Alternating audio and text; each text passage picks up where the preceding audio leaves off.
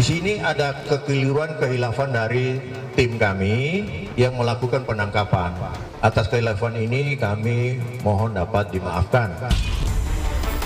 Penyidik Puspom TNI meningkatkan tahap penyelidikan kasus ini ke tingkat penyidikan dan menetapkan kedua personil TNI aktif atas nama HA dan ABC sebagai tersangka. Masalah koordinasi yang harus dilakukan. Semua instansi sesuai dengan kewenangan masing-masing.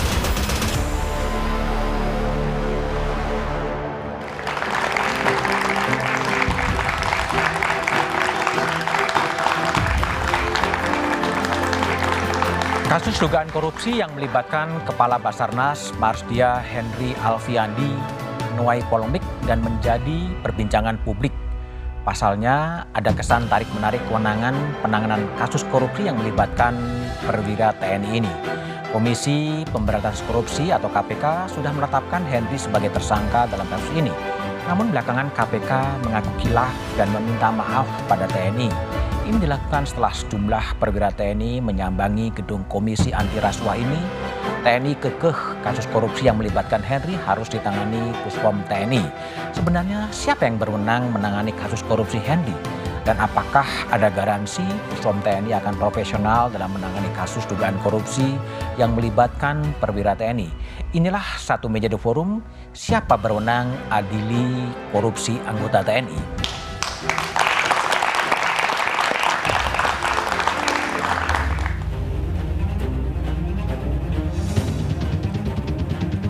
Penetapan sebagai tersangka ini adalah kemenangan TNI sebagai undang-undang yang berlaku. Di sini ada kekeliruan kehilafan dari tim kami yang melakukan penangkapan. Atas kehilafan ini kami mohon dapat dimaafkan. Langkah pimpinan KPK meminta maaf dan menyebut penyidik KPK hilaf disesalkan berbagai pihak karena menganulir keputusan kolektif memberikan presiden buruk bagi lembaga anti rasuah. Karena Undang-Undang TNI dan Undang-Undang KPK itu menegaskan bahwa dalam kaitan korupsi, anggota TNI juga bisa disidik dan dibawa ke peradilan melalui proses KPK. Pada akhirnya, KPK dan TNI berbagi penanganan proses hukum. Penyidik Puspom TNI meningkatkan tahap penyelidikan kasus ini ke tingkat penyidikan dan menetapkan kedua personil TNI aktif atas nama HA dan ABC sebagai tersangka. KPK pun telah melakukan penahanan terhadap 3 pihak yang terduga sebagai pemberi suap. Marsdia Henry Alfiandi merupakan anggota TNI aktif yang tersangkut kasus korupsi pengadaan barang dan jasa ketika menjabat institusi sipil, yakni sebagai Kepala Basarnas. Sehingga, menurut Undang-Undang TNI, setiap prajurit yang menduduki jabatan sipil harus tunduk pada ketentuan administrasi yang berlaku di instansi tersebut.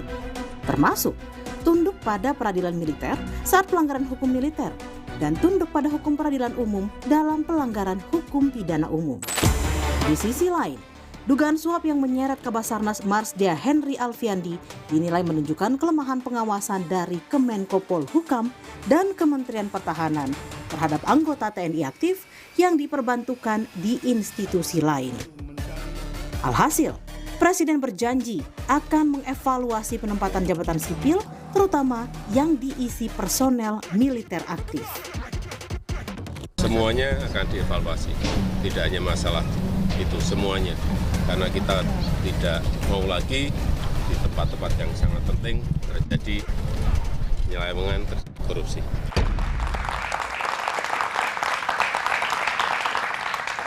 Siapa berwenang adili korupsi anggota TNI, itulah tema satu meja The Forum malam ini dengan sejumlah narasumber yang telah hadir di studio. Dari ujung sebelah kanan ada Mas Arsul Sani, anggota Komisi 3 DPR. Malam, Mas Arsul. Malam, Assalamualaikum. Di sebelah kanan saya ada Mas Nurul Gufron, Wakil Ketua KPK. Malam, ya, Mas Nurul. Malam. Di sebelah kiri saya ada pengamat militer Al Araf. Malam. Malam, Al. Lalu melalui sambungan Zoom ada anggota Komisi 1 DPR TB Hasanuddin. Malam, Bang TB. Selamat malam, Assalamualaikum warahmatullahi wabarakatuh. Waalaikumsalam. Lalu kemudian ada Laksamana Muda TNI Kresno Buntoro, Kepala Badan Pembinaan Hukum TNI melalui sambungan Zoom. Malam Pak Buntoro. Selamat malam Pak Budiman, Assalamualaikum warahmatullahi wabarakatuh. Waalaikumsalam. Oke, saya akan mulai diskusi melalui kepada Mas Gufron. Mas Gufron, bisa nggak dijelaskan kenapa tiba-tiba KPK itu minta maaf kepada TNI? Apa yang salah sebetulnya? Jadi dalam penegakan hukum terhadap dugaan penerimaan suap ini, sebagaimana kita ketahui, KPK melakukan tangkap tangan kepada semula 2 orang, kemudian berkembang, kita amankan 11 orang ya. Setelah dibawa ke KPK, kemudian KPK mengetahui bahwa yang personal yang kita tangkap itu adalah prajurit TNI. Nah, oleh karena itu kemudian KPK langsung berkoordinasi dengan POM TNI, maka kemudian kan itu sekitar jam 14. Kemudian setelah kita koordinasi, sekitar jam 3 kita hubungi POM TNI, malam sudah teman-teman dari POM TNI sudah hadir di KPK mendampingi 2 orang, lantas malam tambah malam lagi sekitar jam 22 tambah 1, jadi sekitar 3 orang sudah mendampingi. Jadi sebenarnya yang sudah terjadi, kita dari awal koordinasinya sudah cukup begitu ya. Mungkin oleh teman-teman TNI yang agak mendapatkan sorotan adalah kemudian ketika kompes saja. Oke. Nah, jadi sesungguhnya dari pendampingan POM mendampingi itu untuk apa sebetulnya? Mendampingi karena ada prajurit TNI yang jadi POM TNI sudah hadir. Ya, kita akan memiliki waktu pemeriksaan setelah tangkap tangan itu kan 1 kali 24 jam harus kita tentukan. Apakah dugaan yang ditangkap itu memang tersangka. Kalau tersangka maka kita lanjutkan dengan upaya paksa yaitu penahanan. Kalau tidak maka harus dilepaskan. Kehadiran dari anggota Puspom TNI itu pada saat expose gelar perkara?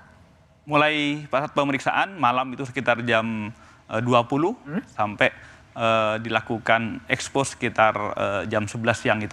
Lalu sampai kemudian KPK meminta maaf itu apa yang sebenarnya terjadi? Kekeliruannya apa? Yang kemudian sebagaimana kita ketahui bersama, kemudian teman-teman dari POM TNI itu datang ke KPK menyampaikan bahwa yang berwenang untuk melakukan penyidikan, penuntutan dan mungkin nanti sidangnya adalah POM TNI begitu. Intinya begitu yang disampaikan. Dalam gelar perkara sudah disampaikan bahwa yang berwenang adalah sebenarnya Puspom TNI, tapi kemudian tiba-tiba ada kompres pers dari pimpinan KPK yang mengatakan bahwa Kabasarnas anggota TNI sebagai tersangka. Yang terjadi di mana sebetulnya itu?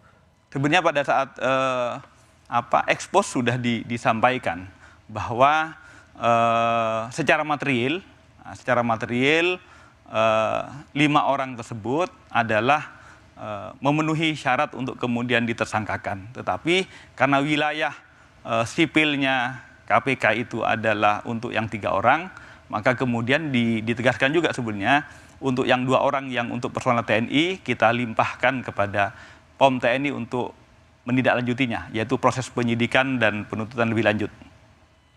Oke, baik. Jadi Pak Kresno, jadi kalau menurut penjelasan dari Mas Gufron, sebenarnya Puspom TNI sudah dilibatkan sejak awal gitu. Lalu kemudian yang menjadi pangkal keberatan dan kemudian Puspom datang ke KPK sebetulnya hanya soal konferensi pers dari pimpinan KPK bahwa Kabasarnas sebagai tersangka atau apa, Pak Kresno sebetulnya? Ya, jadi kami menurut informasi memang teman-teman KPK sudah mengajak koordinasi kepada teman-teman Puspom TNI dan kita hadir di sana. Kemudian yang mohon maaf yang agak kita sayangkan itu ketika konferensi pers kemudian menyebutkan tersangka kepada Letkol APC dan kemudian menyebutkan juga Marsda HA sebagai tersangka. Itu menurut hemat kita itu tidak sesuai dengan kesepakatan termasuk prosedur yang biasa kita lakukan ketika bersama-sama dengan KPK. Jadi ketika kita ke kantor KPK pada Jumat siang, itu sebetulnya kita mempertanyakan saja bagaimana mekanisme prosedur penetapan itu yang dituangkan dalam konferensi saja sebetulnya. Artinya memang itu semata-mata yang dipersoalkan adalah soal konferensi pers dari pimpinan KPK yang mengumumkan Kabasarnas dan Letkol ABC sebagai tersangka. Gitu Pak Kresno ya sebetulnya. Ya, karena menurut kita itu tidak sesuai dengan hukum acara yang kita pahami, TNI pahami, itu aja. Dan termasuk juga sebetulnya kita dengan KPK kan sudah bekerja sangat lama, baik itu di dalam proses penyelesaian perkara korupsi maupun hal yang lain. Ketika yang lalu-lalu dalam proses penyelesaian perkara itu, mohon maaf, yang menetapkan itu kita untuk yang militer. Jadi semata-mata seharusnya kalau memang ada tersangka dari TNI, kewenangan untuk mengumumkan tersangka itu memang ada Puspom TNI ya. Kira-kira konteksnya begitu ya Pak Kresno? Kira-kira seperti itu. Kalau sekarang Pak Kresno, perkembangan terakhir dari Kabasarnas dan Letkol ABC sampai di mana Pak Kresno? Sebagaimana tadi sudah disampaikan bahwa sudah dilakukan penyidikan dan kemudian penetapan dan kemudian ditindaklanjuti langsung dengan penahanan. Pada saat ini masih pendalaman, mengambil keterangan, termasuk mengecek barang bukti, termasuk kita juga ke KPK untuk mengambil keterangan dari tersangka sipil. Dan terima kasih teman-teman KPK membantu proses itu sehingga diharapkan penyelesaian perkara ini akan dengan cepat bisa selesai. Kalau dari sisi perspektif TNI Pak Kresno, ini kan ketika OTT dilakukan itu kan Pak Kabasarnas kan sudah memasuki usia pensiun. Tapi yang dilihat oleh TNI adalah ketika kejadiannya terjadi masih prajurit aktif gitu ya Pak Kresno ya? Iya. Jadi kita mengenal masalah tempus delicti. Jadi ketika prajurit aktif melakukan tindak pidana, maka dia tunduk pada mekanisme sistem peradilan militer. Pak Kresno, tadi siang kabarnya Ketua KPK Firly bertemu dengan Panglima TNI juga membicarakan ya, kasus ini? Saya kira itu akan hal yang bagus ya. Jadi Ketua KPK datang ke Panglima, mungkin ada kesalahan, ada sedikit tensi dengan hadir bertemu. Saya kira tensi antara KPK dan TNI tidak ada lagi. Dan saya kira ini juga akan berimbas pada percepatan penyelesaian perkara yang sedang kita tangani. Oke, baik.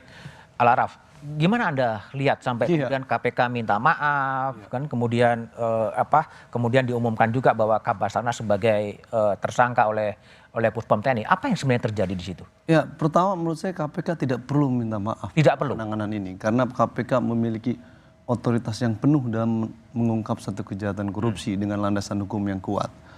Kita bisa melihat pertama adalah berbasis pada Undang-Undang 3197 tentang peradilan militer sendiri, KUHP, dan juga Undang-Undang KPK.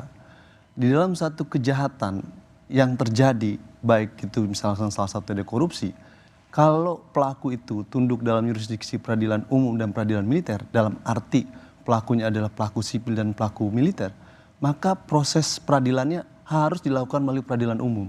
Itu diatur di dalam KUHP dan diatur di dalam Undang-Undang 3197 sendiri dan diatur di dalam pasal 42 Undang-Undang KPK yang menyebutkan bahwa KPK memiliki kewenangan untuk mengkoordinasikan bahkan mengendalikan penyidikan hingga penuntutan.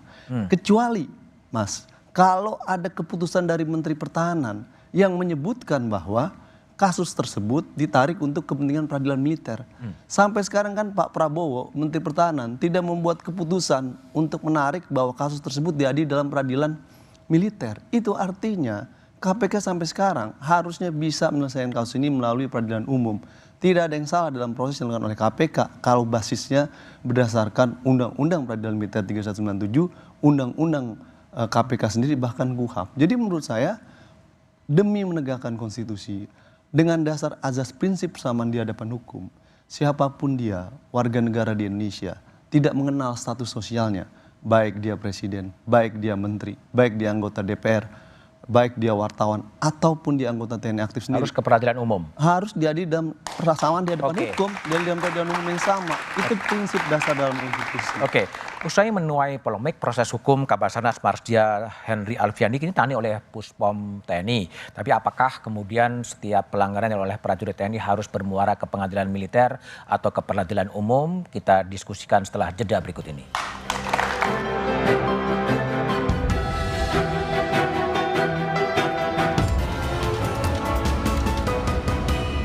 Komisi Pemberantasan Korupsi meminta maaf kepada Panglima TNI usai menetapkan Kabasarnas Henry Alfiandi sebagai tersangka korupsi. KPK dianggap tak memahami penanganan kasus korupsi yang melibatkan perwira aktif TNI. Benarkah langkah KPK terbentur UU Peradilan Militer yang belum direvisi? Atau karena institusi ini tak ada nyali menangani kasus ini? Simak selengkapnya dalam Satu Meja The Forum. Siapa berwenang adili korupsi anggota TNI? Rabu 2 Agustus pukul 8:30 malam. Live di Kompas TV.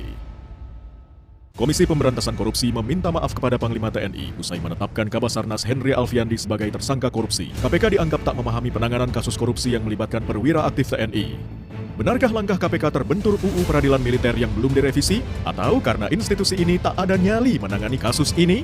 Simak selengkapnya dalam Satu Meja The Forum. Siapa berwenang adili korupsi anggota TNI? Rabu 2 Agustus pukul 8:30 malam. Live di Kompas TV. Komisi Pemberantasan Korupsi meminta maaf kepada Panglima TNI usai menetapkan Kabasarnas Henry Alfiandi sebagai tersangka korupsi. KPK dianggap tak memahami penanganan kasus korupsi yang melibatkan perwira aktif TNI. Benarkah langkah KPK terbentur UU Peradilan Militer yang belum direvisi? Atau karena institusi ini tak ada nyali menangani kasus ini? Simak selengkapnya dalam Satu Meja The Forum. Siapa berwenang adili korupsi anggota TNI?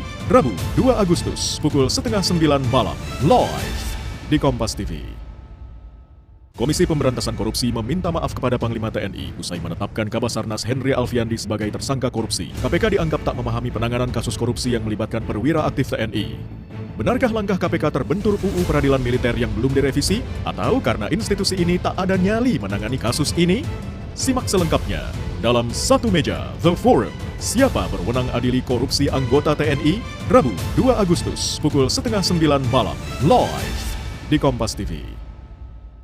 Komisi Pemberantasan Korupsi meminta maaf kepada Panglima TNI usai menetapkan Kabasarnas Henry Alfiandi sebagai tersangka korupsi. KPK dianggap tak memahami penanganan kasus korupsi yang melibatkan perwira aktif TNI. Benarkah langkah KPK terbentur UU Peradilan Militer yang belum direvisi? Atau karena institusi ini tak ada nyali menangani kasus ini? Simak selengkapnya dalam Satu Meja The Forum. Siapa berwenang adili korupsi anggota TNI? Rabu 2 Agustus pukul 8:30 malam. Live di Kompas TV. Komisi Pemberantasan Korupsi meminta maaf kepada Panglima TNI usai menetapkan Kabasarnas Henry Alfiandi sebagai tersangka korupsi. KPK dianggap tak memahami penanganan kasus korupsi yang melibatkan perwira aktif TNI. Benarkah langkah KPK terbentur UU Peradilan Militer yang belum direvisi? Atau karena institusi ini tak ada nyali menangani kasus ini? Simak selengkapnya dalam Satu Meja The Forum. Siapa berwenang adili korupsi anggota TNI? Rabu 2 Agustus pukul 8:30 malam. Live di Kompas TV. Komisi Pemberantasan Korupsi meminta maaf kepada Panglima TNI usai menetapkan Kabasarnas Henry Alfiandi sebagai tersangka korupsi. KPK dianggap tak memahami penanganan kasus korupsi yang melibatkan perwira aktif TNI. Benarkah langkah KPK terbentur UU Peradilan Militer yang belum direvisi? Atau karena institusi ini tak ada nyali menangani kasus ini? Simak selengkapnya dalam Satu Meja The Forum. Siapa berwenang adili korupsi anggota TNI? Rabu 2 Agustus pukul 8:30 malam. Live di Kompas TV. Komisi Pemberantasan Korupsi meminta maaf kepada Panglima TNI usai menetapkan Kabasarnas Henry Alfiandi sebagai tersangka korupsi. KPK dianggap tak memahami penanganan kasus korupsi yang melibatkan perwira aktif TNI. Benarkah langkah KPK terbentur UU Peradilan Militer yang belum direvisi? Atau karena institusi ini tak ada nyali menangani kasus ini? Simak selengkapnya dalam Satu Meja The Forum. Siapa berwenang adili korupsi anggota TNI? Rabu 2 Agustus pukul 8:30 malam. Live di Kompas TV. Komisi Pemberantasan Korupsi meminta maaf kepada Panglima TNI usai menetapkan Kabasarnas Henry Alfiandi sebagai tersangka korupsi. KPK dianggap tak memahami penanganan kasus korupsi yang melibatkan perwira aktif TNI. Benarkah langkah KPK terbentur UU Peradilan Militer yang belum direvisi? Atau karena institusi ini tak ada nyali menangani kasus ini? Simak selengkapnya dalam Satu Meja The Forum. Siapa berwenang adili korupsi anggota TNI? Rabu 2 Agustus pukul 8:30 malam live di Kompas TV. Komisi Pemberantasan Korupsi meminta maaf kepada Panglima TNI usai menetapkan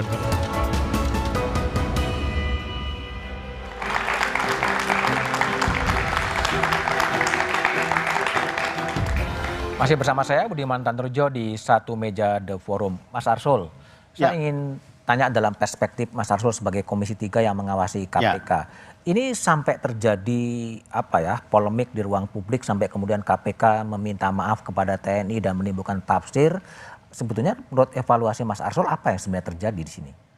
Saya melihatnya adalah bahwa kalau soal meminta maafnya ya ada orang yang menilai itu berlebihan.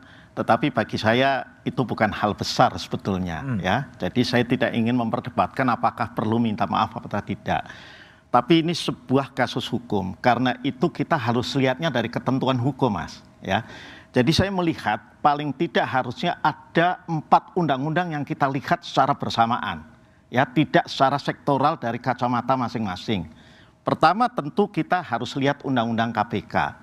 Yang kedua kita harus lihat Undang-Undang TNI nomor 34 tahun 2004. Dan yang ketiga Undang-Undang Peradilan Militer 31 tahun 1997 serta ini semua itu dikoneksikan di dalam KUHAP. Nah kenapa kita harus melihat KUHAP Undang-Undang nomor 8 tahun 1981?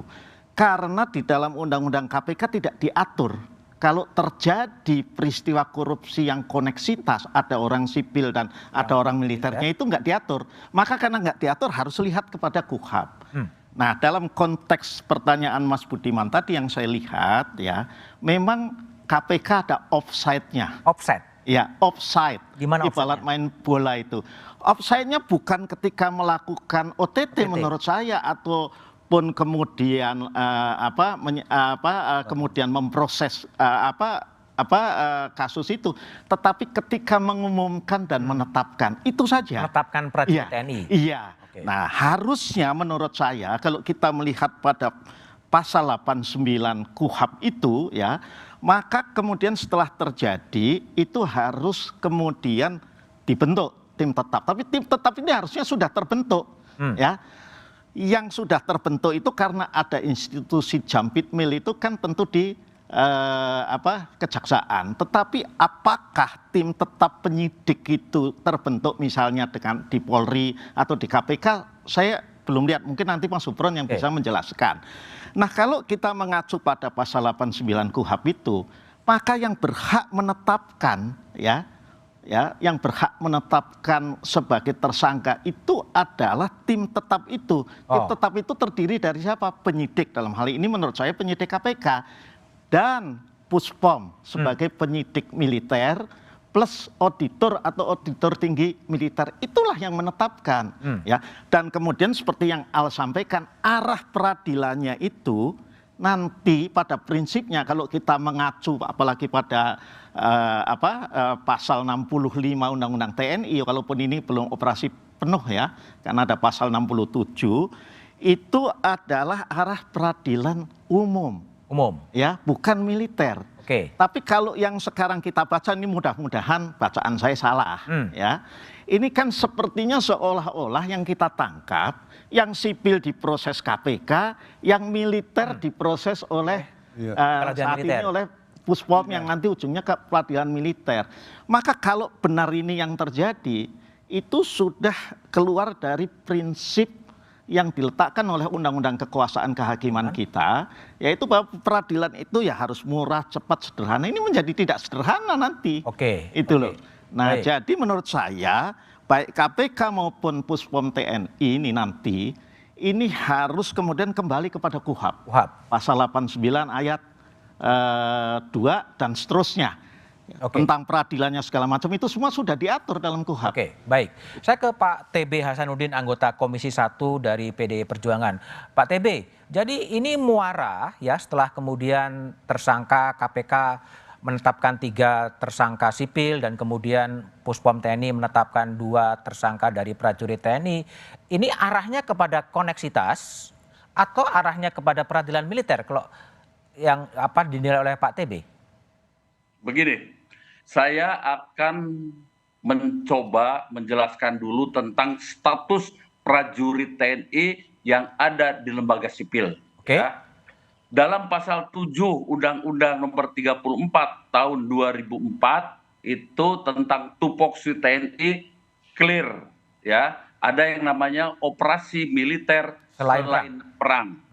Di situ ada 14 item dan nomor 13 itu adalah tercantum begini, membantu pencarian dan pertolongan dalam kecelakaan, dalam kurung search and rescue.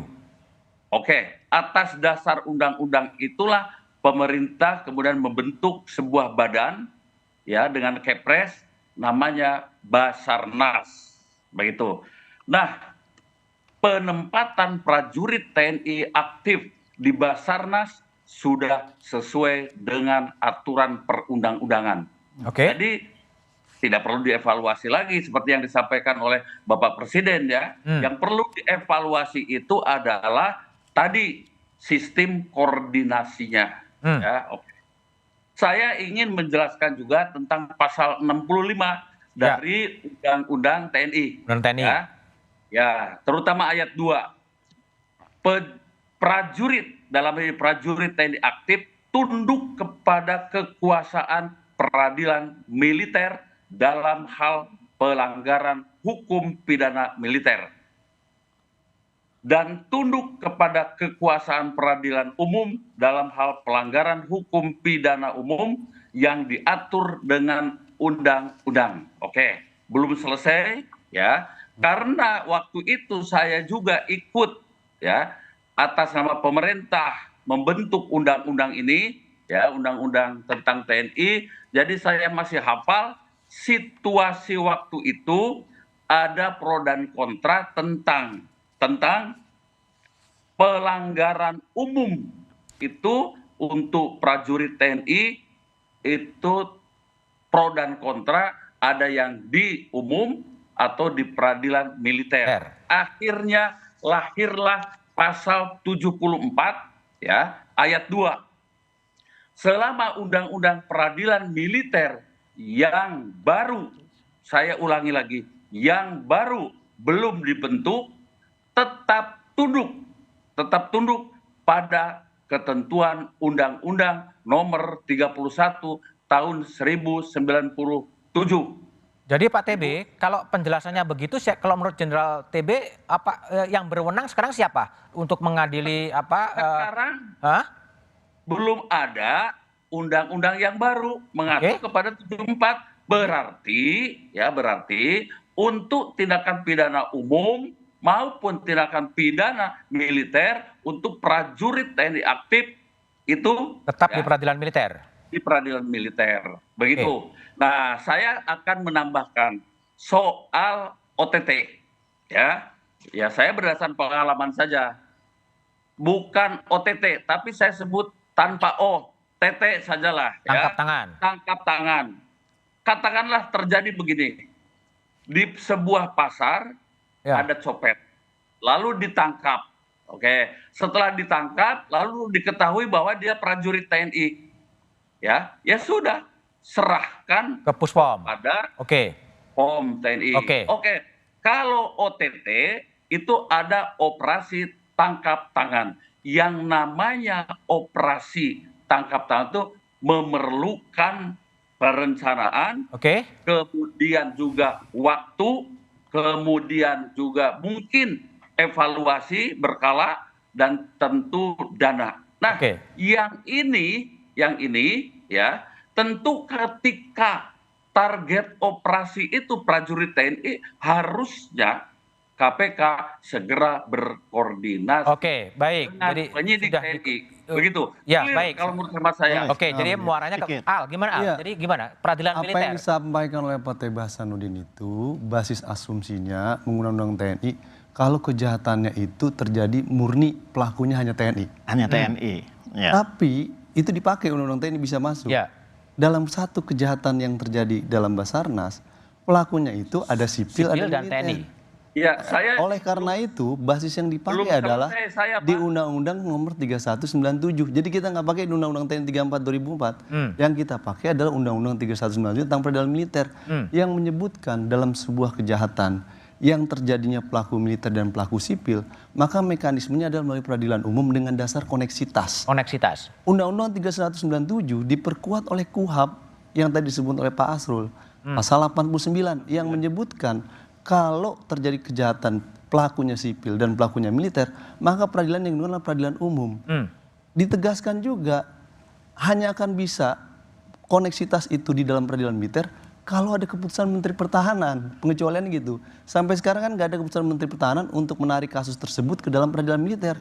Artinya yurisdiksinya tetap berlaku Undang-Undang Peradilan Militer, Undang-Undang Peradilan Militer untuk menarik ke dalam peradilan umum, Mas. Bukan di dalam peradilan militer proses ini. Nah, KPK lalu kemudian memperkuat di dalam pasal 42-nya yang menyebutkan bahwa KPK memiliki kewenangan mengkoordinasikan dan juga mengendalikan dari proses penyidikan hingga penuntutan dalam perkara yang pelakunya sipil dan militer.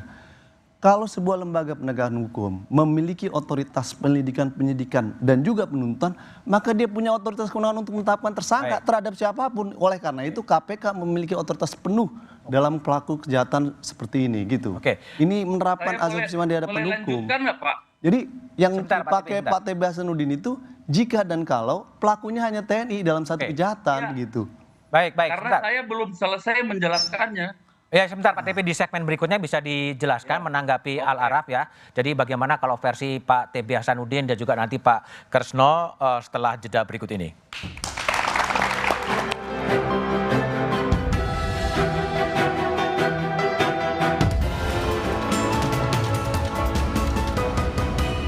Komisi Pemberantasan Korupsi meminta maaf kepada Panglima TNI usai menetapkan Kabasarnas Henry Alfiandi sebagai tersangka korupsi. KPK dianggap tak memahami penanganan kasus korupsi yang melibatkan perwira aktif TNI. Benarkah langkah KPK terbentur UU Peradilan Militer yang belum direvisi? Atau karena institusi ini tak ada nyali menangani kasus ini? Simak selengkapnya dalam Satu Meja The Forum. Siapa berwenang adili korupsi anggota TNI? Rabu 2 Agustus pukul 8:30 malam. Live di Kompas TV. Komisi Pemberantasan Korupsi meminta maaf kepada Panglima TNI usai menetapkan Kabasarnas Henry Alfiandi sebagai tersangka korupsi. KPK dianggap tak memahami penanganan kasus korupsi yang melibatkan perwira aktif TNI. Benarkah langkah KPK terbentur UU Peradilan Militer yang belum direvisi? Atau karena institusi ini tak ada nyali menangani kasus ini? Simak selengkapnya dalam Satu Meja The Forum. Siapa berwenang adili korupsi anggota TNI? Rabu 2 Agustus pukul 8:30 malam. Live di Kompas TV. Komisi Pemberantasan Korupsi meminta maaf kepada Panglima TNI usai menetapkan Kabasarnas Henry Alfiandi sebagai tersangka korupsi. KPK dianggap tak memahami penanganan kasus korupsi yang melibatkan perwira aktif TNI. Benarkah langkah KPK terbentur UU Peradilan Militer yang belum direvisi? Atau karena institusi ini tak ada nyali menangani kasus ini? Simak selengkapnya dalam Satu Meja The Forum. Siapa berwenang adili korupsi anggota TNI? Rabu 2 Agustus pukul 8:30 malam. Live di Kompas TV. Komisi Pemberantasan Korupsi meminta maaf kepada Panglima TNI usai menetapkan Kabasarnas Henry Alfiandi sebagai tersangka korupsi. KPK dianggap tak memahami penanganan kasus korupsi yang melibatkan perwira aktif TNI. Benarkah langkah KPK terbentur UU Peradilan Militer yang belum direvisi? Atau karena institusi ini tak ada nyali menangani kasus ini? Simak selengkapnya dalam Satu Meja The Forum. Siapa berwenang adili korupsi anggota TNI? Rabu 2 Agustus pukul 8:30 malam. Live di Kompas TV. Komisi Pemberantasan Korupsi meminta maaf kepada Panglima TNI usai menetapkan Kabasarnas Henry Alfiandi sebagai tersangka korupsi. KPK dianggap tak memahami penanganan kasus korupsi yang melibatkan perwira aktif TNI. Benarkah langkah KPK terbentur UU Peradilan Militer yang belum direvisi? Atau karena institusi ini tak ada nyali menangani kasus ini? Simak selengkapnya dalam Satu Meja The Forum. Siapa berwenang adili korupsi anggota TNI? Rabu 2 Agustus pukul 8:30 malam. Live di Kompas TV. Komisi Pemberantasan Korupsi meminta maaf kepada Panglima TNI usai menetapkan Kabasarnas Henry Alfiandi sebagai tersangka korupsi. KPK dianggap tak memahami penanganan kasus korupsi yang melibatkan perwira aktif TNI. Benarkah langkah KPK terbentur UU Peradilan Militer yang belum direvisi? Atau karena institusi ini tak ada nyali menangani kasus ini? Simak selengkapnya dalam Satu Meja The Forum. Siapa berwenang adili korupsi anggota TNI? Rabu 2 Agustus pukul 8:30 malam live di Kompas TV. Komisi Pemberantasan Korupsi meminta maaf kepada Panglima TNI usai menetapkan Kabasarnas Henry Alfiandi sebagai tersangka korupsi. KPK dianggap tak memahami penanganan kasus korupsi yang melibatkan perwira aktif TNI. Benarkah langkah KPK terbentur UU Peradilan Militer yang belum direvisi? Atau karena institusi ini tak ada nyali menangani kasus ini? Simak selengkapnya dalam Satu Meja The Forum. Siapa berwenang adili korupsi anggota TNI? Rabu 2 Agustus pukul 8:30 malam live di Kompas TV. Komisi Pemberantasan Korupsi meminta maaf kepada Panglima TNI usai menetapkan Kabasarnas Henry Alfiandi sebagai tersangka korupsi. KPK dianggap tak memahami penanganan kasus korupsi yang melibatkan perwira aktif TNI. Benarkah langkah KPK terbentur UU Peradilan Militer yang belum direvisi? Atau karena institusi ini tak ada nyali menangani kasus ini? Simak selengkapnya dalam Satu Meja The Forum. Siapa berwenang adili korupsi anggota TNI? Rabu 2 Agustus pukul 8:30 malam live di Kompas TV. Komisi Pemberantasan Korupsi meminta maaf kepada Panglima TNI usai menetapkan Kabasarnas Henry Alfiandi sebagai tersangka korupsi. KPK dianggap tak memahami penanganan kasus korupsi yang melibatkan perwira aktif TNI. Benarkah langkah KPK terbentur UU Peradilan Militer yang belum direvisi? Atau karena institusi ini tak ada nyali menangani kasus ini?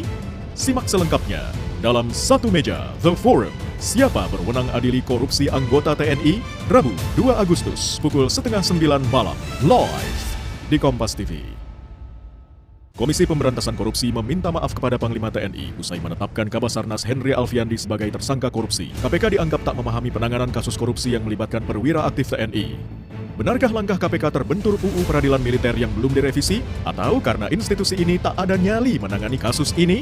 Simak selengkapnya dalam Satu Meja The Forum. Siapa berwenang adili korupsi anggota TNI? Rabu 2 Agustus pukul 8:30 malam live di Kompas TV. Komisi Pemberantasan Korupsi meminta maaf kepada Panglima TNI usai menetapkan Kabasarnas Henry Alfiandi sebagai tersangka korupsi. KPK dianggap tak memahami penanganan kasus korupsi yang melibatkan perwira aktif TNI. Benarkah langkah KPK terbentur UU Peradilan Militer yang belum direvisi? Atau karena institusi ini tak ada nyali menangani kasus ini? Simak selengkapnya dalam Satu Meja The Forum. Siapa berwenang adili korupsi anggota TNI? Rabu 2 Agustus pukul 8:30 malam live di Kompas TV. Komisi Pemberantasan Korupsi meminta maaf kepada Panglima TNI usai menetapkan Kabasarnas Henry Alfiandi sebagai tersangka korupsi. KPK dianggap tak memahami penanganan kasus korupsi yang melibatkan perwira aktif TNI. Benarkah langkah KPK terbentur UU Peradilan Militer yang belum direvisi? Atau karena institusi ini tak ada nyali menangani kasus ini? Simak selengkapnya dalam Satu Meja The Forum. Siapa berwenang adili korupsi anggota TNI? Rabu 2 Agustus pukul 8:30 malam live di Kompas TV. Komisi Pemberantasan Korupsi meminta maaf kepada Panglima TNI usai menetapkan Kabasarnas Henry Alfiandi sebagai tersangka korupsi. KPK dianggap tak memahami penanganan kasus korupsi yang melibatkan perwira aktif TNI. Benarkah langkah KPK terbentur UU Peradilan Militer yang belum direvisi? Atau karena institusi ini tak ada nyali menangani kasus ini? Simak selengkapnya dalam Satu Meja The Forum. Siapa berwenang adili korupsi anggota TNI? Rabu 2 Agustus pukul 8:30 malam live di Kompas TV.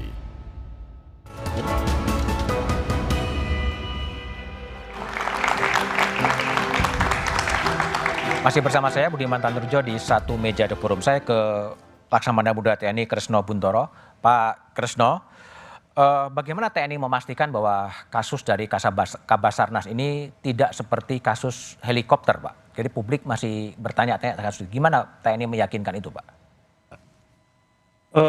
Yang pasti kita mohon untuk publik, media untuk ikut mengawal perkara ini dan yakin bahwa tidak ada keinginan untuk menutup-nutupi dan sebagainya. Kalau terkait dengan helikopter AW101 itu posisi kasusnya adalah di SP3-kan. Artinya apa? Karena kurang bukti, kurang alat bukti, maka itu terpaksa dikeluarkan. Dan kalau seandainya ke depan ada bukti baru, tambahan alat bukti lagi, ini kasus ini bisa dibuka lagi, jadi nggak perlu khawatir. Oke, baik. Kalau kasus Kabasarnas ini, dari hasil sampai sekarang ini bagi TNI akan diarahkan ke pengadilan umum koneksitas atau ke pengadilan militer, Pak Kresno? Jadi yang pasti sekarang ini adalah penyidikan proses pemeriksaan, dan kemudian kita mengharapkan KPK untuk ikut membantu di dalam proses penyidikan ini. Pengalaman yang lalu-lalu itu teman-teman KPK ada di dalam ruangan pemeriksaan penyidikan yang sama, malahan kemudian titip pertanyaan-pertanyaan terkait dengan tersangka dari militer. Selain itu juga penyidik dari Puspom juga ke tersangka yang sipil yang sekarang ditahan KPK. Kita ke sana juga ngambil kita mem-BAP untuk para tersangka yang sipil itu. Selanjutnya ini memang penyidik KPK sama penyidik Puspom TNI perlu duduk bersama untuk melihat konstruksi hukumnya. Ketika sudah ketahuan konstruksi hukumnya, maka nanti bisa dilihat apakah ini akan di-splitting dalam arti terpisah, diselesaikan masing, atau dikoneksitaskan atau diperiksa dalam satu peradilan. Yang menentukan siapa? Terakhir kata akhirnya Pak Kresno. Itu dikenal dengan koneksitas. Koneksitas itu dasar hukumnya sangat kuat. Ada kitab undang-undang hukum acara, kemudian undang-undang peradilan militer, ada kekuasaan kehakiman, ada undang-undang tipikor, ada undang-undang kejaksaan, dan ada undang-undang KPK sendiri. Salah satu contoh adalah bahwa pasal 16 Undang-Undang 48 2009 kekuasaan kehakiman menyebutkan bahwa untuk perkara koneksitas memang di peradilan umum. Kecuali dalam keadaan tertentu menurut keputusan Ketua Mahkamah Agung perkara itu harus diperiksa dan diadili di pengadilan dengan lingkungan peradilan militer. Jadi baik. Yang menentukan adalah Ketua Mahkamah. Ketua Mahkamah Agung yang akan menentukan di peradilan mana ya. Pak Gufron. Tadi juga soal helikopter ya, helikopter yang juga menarik dan kemudian di SP3 karena memang buktinya juga kurang sih sebetulnya. Ini juga kekhawatiran dari KPK juga kalau ditangani nanti akan ada kekurangan bukti lagi dalam kasus Kabasarnas? Jadi prinsipnya sebenarnya bagi KPK kasus ini tentu harapannya tuntas semuanya ya, 5 tersangka itu tuntas semuanya. Apakah KPK kemudian Puspom tadi disampaikan split ataukah kemudian dikoneksitaskan, itu adalah proses. Tentu harapannya sebagaimana juga disampaikan oleh Bang Asrul, harapannya proses peradilan itu bukan hanya urusan tentang cepat, sederhana dan biaya ringan. Cuma yang penting adalah sebagaimana ditanyakan tadi, equality before the law. Artinya kalau kemudian diseplit itu memungkinkan akan berbeda. Nah, kalau disatukan itu tentu kemudian pasti penghukumannya namanya oleh majelis yang sama sehingga penghukumannya akan lebih equality, bisa lebih. Kalau harapan KPK di pengadilan mana?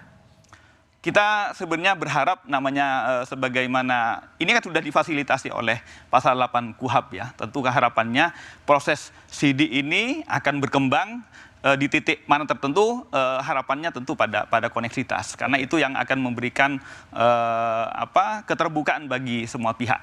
Itu selama ini berjalan sudah secara baik bahwa kita berbagi alat bukti, bahkan juga berbagi peran. Jadi untuk penggeledahan pada tempat-tempat yang merupakan wilayah yang di militer oleh Puspom sudah dilakukan, tapi kami dilibatkan. Hasilnya juga dilibatkan. Baik, Mas Asrul, apakah ini kalau undang-undang TNI kan memang mengharuskan ada revisi undang-undang pengadilan militer ya? Ya itu kan diamanatkan tadi yang Pak TB juga mengatakan pasal 74. Apakah itu bisa juga menjadi sekarang ada sesuatu pangkal kekisruan di sini tadi sehingga ada kompetensinya jadi soal? Ya, pertama kalau kita melihat dari sisi satu cita hukum yang ada di Undang-Undang TNI itu sendiri. Cita hukumnya adalah kalau ada tindak pidana yang itu bukan tindak pidana militer, meskipun itu melibatkan oleh militer, maka diadili di peradilan umum. Itu kan cita hukum yang kebetulan belum bisa menjadi operasional karena belum direvisi atau belum diganti undang-undang peradilan militernya. Nah yang kedua saya kira ini juga tegaskan juga di dalam KUHP yang tadi saya sebutkan. Nah, saya ingin merespon yang disampaikan Pak Ufron itu tadi. Menurut saya itu bukan lagi harapan KPK, itu ketentuan hukum yang ada di dalam KUHP bahwa ini harus ditangani oleh koneksitas. Jadi hemat saya Mas Budiman ya, oke lah, karena ini katakanlah saya menduga belum ada tim tetap ini, penyidik bersama antara KPK dengan TNI untuk menghadapi kasus-kasus semacam ini. Sehingga koneksitasnya akan memerlukan waktu. Tapi ya silahkan dimulai. Ya, saya berharap KPK kemudian berkoordinasi tentu dengan Panglima TNI dan Menteri Pertahanan yang tadi disebut untuk dari kasus ini itu nanti terbentuk ya tim tetap penyidik dalam konteks koneksitas. Jadi artinya ada pelajaran yang bisa kita ambil ini. Jangan nanti seperti ini terulang lagi gitu loh. Itu ketiadaan tim tetap koneksitas itu memang kemudian kami fasilitasi dengan MOU. Sebenarnya KPK dengan Puspam TNI itu sudah ada MOU nomor 13 tahun 2012 yang untuk melakukan penyidikan bersama. Ya, memang tidak sampai kepada pengadilannya karena memang Undang-Undang 881 tentang KUHP yang mengatur tentang pasal 89 mengatur tentang koneksitas itu pada saat tidak ada KPK sehingga Jatmilnya belum terfasilitasi. Mas Gufron ini malu-malu mau atau takut-takut mau nih? Menurut Anda apa? Dua-duanya kayaknya. Takut-takut mau juga. Itu. Sebenarnya narasinya adalah equality before the law, asas persamaan di hadapan hukum. Basisnya harusnya peradilan umum dengan dasar koneksitas. Basisnya lagi pasal 42 Undang-Undang KPK. Dasarnya lagi KUHP, balik lagi Undang-Undang militer. Tapi jadi takut-takut mau gitu. Sehingga ujung akhirnya harapan. Padahal ini kewenangan dia untuk menindak, bukan harapan lagi, kata Mas Arsul harus dilakukan. Baik, memang ada juga suatu pertanyaan setelah Presiden Jokowi mengatakan akan mengevaluasi posisi TNI di jabatan sipil. Tapi bagaimana jalan keluarnya setelah jeda berikut ini?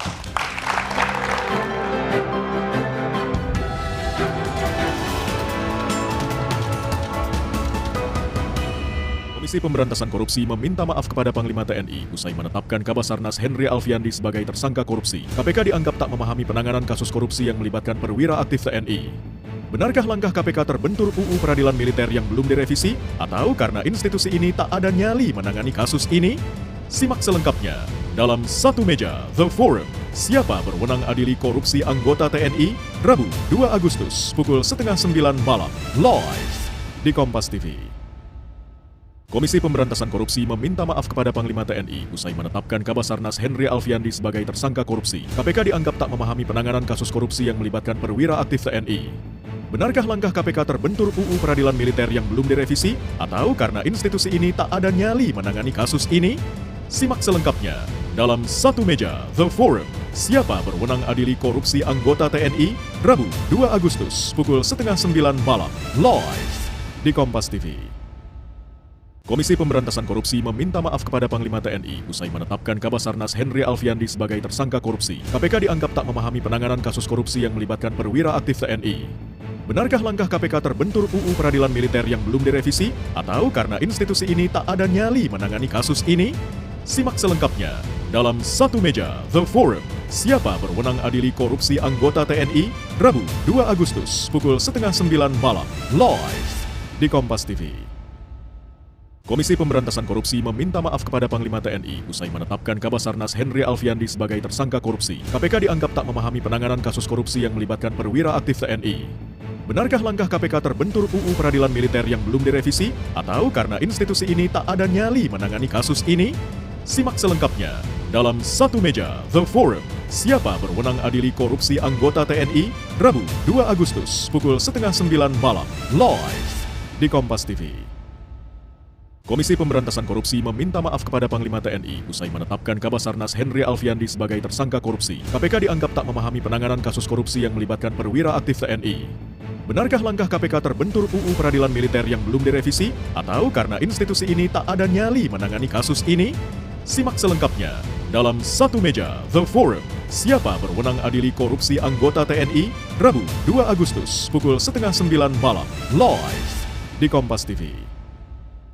Komisi Pemberantasan Korupsi meminta maaf kepada Panglima TNI usai menetapkan Kabasarnas Henry Alfiandi sebagai tersangka korupsi. KPK dianggap tak memahami penanganan kasus korupsi yang melibatkan perwira aktif TNI. Benarkah langkah KPK terbentur UU Peradilan Militer yang belum direvisi? Atau karena institusi ini tak ada nyali menangani kasus ini? Simak selengkapnya dalam Satu Meja, The Forum. Siapa berwenang adili korupsi anggota TNI? Rabu 2 Agustus pukul 8:30 malam, live di Kompas TV. Komisi Pemberantasan Korupsi meminta maaf kepada Panglima TNI usai menetapkan Kabasarnas Henry Alfiandi sebagai tersangka korupsi. KPK dianggap tak memahami penanganan kasus korupsi yang melibatkan perwira aktif TNI. Benarkah langkah KPK terbentur UU Peradilan Militer yang belum direvisi? Atau karena institusi ini tak ada nyali menangani kasus ini? Simak selengkapnya dalam Satu Meja, The Forum. Siapa berwenang adili korupsi anggota TNI? Rabu 2 Agustus pukul 8:30 malam, live di Kompas TV. Komisi Pemberantasan Korupsi meminta maaf kepada Panglima TNI usai menetapkan Kabasarnas Henry Alfiandi sebagai tersangka korupsi. KPK dianggap tak memahami penanganan kasus korupsi yang melibatkan perwira aktif TNI. Benarkah langkah KPK terbentur UU Peradilan Militer yang belum direvisi? Atau karena institusi ini tak ada nyali menangani kasus ini? Simak selengkapnya dalam Satu Meja, The Forum. Siapa berwenang adili korupsi anggota TNI? Rabu 2 Agustus pukul 8:30 malam, live di Kompas TV. Komisi Pemberantasan Korupsi meminta maaf kepada Panglima TNI usai menetapkan Kabasarnas Henry Alfiandi sebagai tersangka korupsi. KPK dianggap tak memahami penanganan kasus korupsi yang melibatkan perwira aktif TNI. Benarkah langkah KPK terbentur UU Peradilan Militer yang belum direvisi? Atau karena institusi ini tak ada nyali menangani kasus ini? Simak selengkapnya.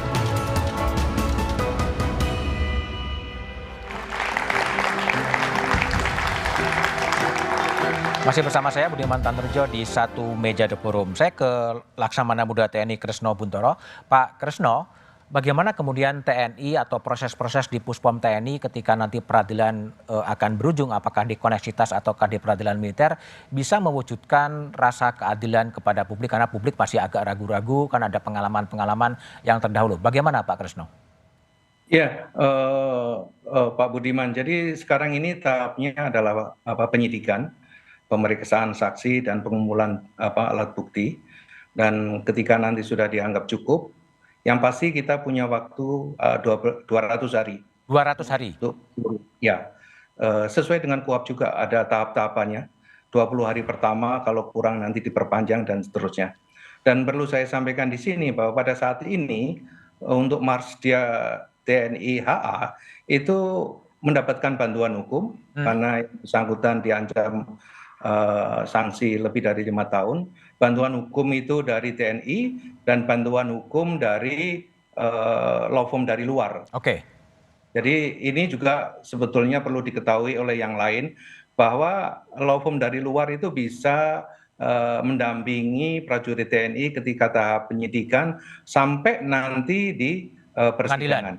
Oke. Ya, pengadilan. Ya, baik Pak Kresno. Setelah pemeriksaan di penyidikan ini selesai, maka akan dilimpahkan ke auditor. Auditor akan melihat. Dan karena ini adalah merupakan kasus yang menjadi perhatian, auditor sekarang ini sudah siap-siap untuk segera merapat, sehingga tidak ada lagi nanti bolak-balik berkas perkara ini. Ini kemudian akan mempercepat juga. Dan selanjutnya di sini nanti akan ditentukan apakah akan di-splitting, apakah akan dikoneksitaskan.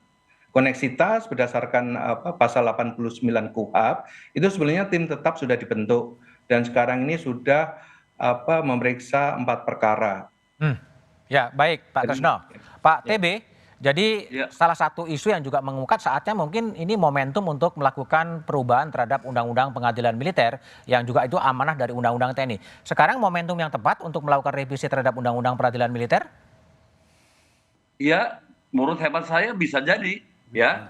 Tergantung juga dari kebutuhan, ya. Silakan saja misalnya direvisi Undang-Undang Nomor 31 itu, ya, dan kemudian DPR siap-siap saja, ya, begitu. Sekalian juga nanti direvisi Undang-Undang TNI-nya, karena rencana Undang-Undang TNI ini sudah dalam tahap perencanaan. Sekarang ini sedang digodok di Mabes TNI dan kemudian nanti dilempar ke Kementerian Pertahanan, begitu Pak. Oke, baik Pak TB. Saya mungkin ingin menjelaskan. Mungkin pendek Pak ya. Ya, gimana? Sebelum ada peradilan militer yang baru, itu ada sebuah solusi ya, yang kalau acuannya itu Perpres nomor 15 tahun 2021 tentang pembentukan Jampitmil dan Aspidmil di Kejaksaan Agung. Itu memungkinkan dibentuknya ya peradilan koneksitas. Penyelidikan. Ya, penyidikan itu dilakukan oleh penyidik gabungan. Kemudian lanjut ke penuntutan. Auditor militer bekerja sama dengan penuntut atau jaksa penuntut umum. Dan kemudian peradilan koneksitas juga majelis hakim koneksitas. Majelis berdua ya. Tergantung nanti berapa orang. Ya, baik Pak TB. Sehingga menurut hemat saya menyarankan untuk kasus Basarnas ini sebaiknya karena sudah menjadi opini publik supaya ya kepercayaan kepada TNI itu tetap tinggi, maka sebaiknya ini dibawa ke peradilan koneksitas. Oke, baik Pak TB. Terima kasih. Bung Al Araf, ini kalau Presiden kemudian mengatakan akan mengevaluasi posisi TNI di jabatan sipil, apa sebetulnya yang perlu dievaluasi sebetulnya? Ya memang menurut Undang-Undang TNI aktif hanya boleh jabatan sipil terbatas. Kementerian Pertahanan, Kementerian 9. Sekarang banyak ada di Kemenko Maritim, Kementerian Perhubungan dan lain sebagainya, sehingga dievaluasi gitu ya untuk yang di luar Undang-Undang TNI gitu. Nah, evaluasi ini jabatan sipil menjadi penting. Tapi sebenarnya yang dibutuhkan oleh kita bukan hanya evaluasi jabatan sipil, lebih dari itu melihat dinamika kegaduhan dalam kasus Basarnas, seharusnya Presiden bisa membuat perpu tentang perubahan atas Undang-Undang 31 tentang 97 peradilan militer. Dasar hukumnya apa? Ketetapan MPR 6 dan 7 tahun 2000 menyebutkan bahwa militer tunduk dalam peradilan umum, kalau terlibat tindak pidana umum, tunduk dalam peradilan militer, kalau terlibat tindak pidana militer. Jadi dasar pembuatan perpu sangat kuat, ada diatur di dalam ketetapan MPR 6. Tapi nggak ada kegentingan ya? Kegentingannya dalam situasi kasus Basarnas menunjukkan bagaimana konflik pengungkapan kasus korupsi menjadi lebih complicated ya kan yang terjadi sehingga terjadi diskusi hari ini itu kan karena perdebatan hukum yang yang menimbulkan kontroversi dalam ruang publik. Oleh karena itu atas dasar itu menjadi penting. Kegentingan yang ketiga adalah realitas politik hukum Undang-Undang 397 itu dibuat ketika rezim pemerintahan Soeharto mau turun. Pada saat itu Presiden adalah Panglima ABRI. Pada era itu politik hukum yang tercipta mengapa Undang-Undang 397 dibentuk untuk melindungi rezim pemerintahan Soeharto kalau turun tidak diadili dalam satu mekanisme peradilan yang umum. Karena dia belajar dari apa yang terjadi di negara-negara Amerika Latin, di Asia Tenggara yang rezimnya otoriter, kok setelah itu rezimnya diadili dalam satu mekanisme peradilan umum. Dibuatlah Undang-Undang 397. Jadi politik hukum kepentingannya itu pure politik hukum kepentingan rezim Soeharto. Oleh karena itulah pada tahun 2000 MPR menyepakati ini nggak benar, harus direvisi. Dibuatlah ketetapan MPR 6 dan 7 2000. Presiden dan DPR harus segera merevisi Undang-Undang 397 supaya menegaskan prinsip azas persamaan di hadapan hukum. Siapapun dia harus diadili dalam satu peradilan yang sama. Oke, baik. Mas Arsul, jadi dasar hukumnya cukup kuat. Apakah kemudian DPR akan mengambil langkah inisiatif untuk kemudian RU inisiatif untuk mengubah peradilan militer? Ya, pembentuk undang-undang ini kan dua. Ya, DPR dan pemerintah. Ya, tentu karena ini kalau undang-undang peradilan militer ya untuk menggantikan undang-undang 31 tahun 97 itu adalah undang-undang teknis, ya mestinya pemerintah yang menyiapkan inisiatifnya kan, kami yang membahas, tentu nanti memberikan dim segala macam lah. Tapi urgent momentumnya sekarang sebetulnya. Saya kira iya, karena sebetulnya kan hampir 20 tahun yang lalu Undang-Undang TNI yang tadi disebut Pak TB itu 34 tahun 2004 itu juga sudah mengamanatkan tapi nggak dilaksanakan. Ya, tapi itu kan belum dilaksanakan ya. Itu Mas Budiman. Oke, Mas Gufron. Jadi upaya KPK apa untuk mengawal agar proses ini memang kemudian berjalan seperti sesuai dengan koridor hukum sebetulnya? Ya, sebagaimana kita saksikan juga di media, kita sudah bergandengan dengan TNI, bukan hanya dalam pengambilan keterangan, tapi juga pengambilan alat bukti di beberapa tempat kita ketika tempat yang digeledah adalah instalasi TNI, Puspom mengajak KPK, sebaliknya KPK yang telah memiliki data-data dan bukti-bukti itu juga di-share.